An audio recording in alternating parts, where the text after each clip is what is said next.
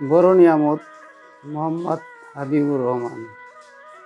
থাকি যখন খুবই ভালো, সুস্থ শরীর আর সুন্দর মনে, সব কিছু তখন লাগে ভালো, শুকরিয়া আর করি কয়জনে।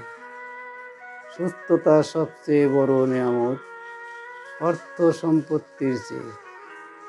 বুঝি না আমরা সে গুরুত্ব, কেউ সুস্থ না হলে, শরীর কারো খারাপ হলে মন খারাপ হয়, মন খারাপও হয় তার সাথে।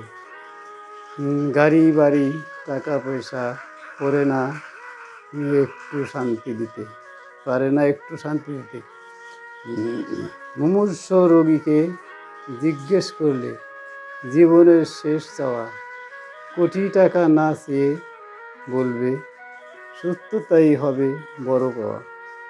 পাওয়া না পাওয়ার হিসেব কষে আফসোস না করি, সুস্থ সবল আছি তাই আল্লাহর শুকরিয়া আদায় করি।